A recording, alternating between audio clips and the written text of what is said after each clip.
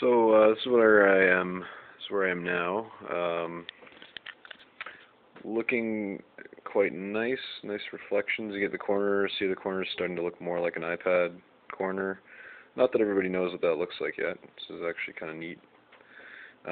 But they're pretty sharp looking right now because of this, you know, the extra pieces hanging out. But I mean, the actual radius is pretty sharp as well, and that'll fan out as I get these pieces on.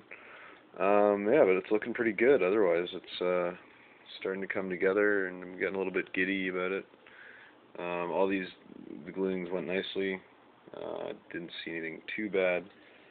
And with this material, it's also a good thing to note, like, you gotta be really careful with getting white glue on the actual material on the outside, because it kind of has a ghosting effect that just doesn't go away. Like, you can't really wipe into the grain of the paper and reduce, like, get rid of all the, the glue that you can see. So it's pretty tough to work with.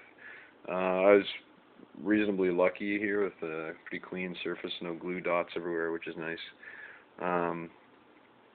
Yeah, I've done something like this before. I've done an entire iMac replica with my class. Actually, we in school had a really good prof who basically had done a lot of appearance model making and stuff, and he told me about this type of paper and that tape over there, the ACG tape.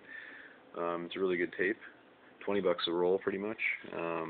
Actually, it's like 17 something, but yeah, really good methods, and you sort of get an idea for the material. So I've had a bit of experience with the material already, and it does take a long time to press down these seams and hold them and wait for them to dry, and you have to be pretty patient with it.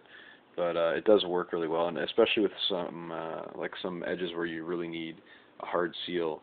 But inside the back where I used that tape, it was actually a really good area or application for that area, because what I was trying to do is tack down one spot first and make sure I had the lineup proper, and then also just kind of roll along the radius up to the corner when I did the gluing, so that kind of presses it down. And the inside there didn't really have to be like all wet and mucky, because it kind of gets messy, and it's hard to tell if the air is actually really tacked the glue down onto the paper on the inside. So it's much better to use something that's quick and easy for something like that. I debated using the tape on the outside. I think that you could get away with it. It's just I've had a bad experience with a hard folded piece of card before with a really hard edge like that with the tape. So I just went with the glue. But yeah, long update. When I get the corners down and do something fancy with it, then I'll do another.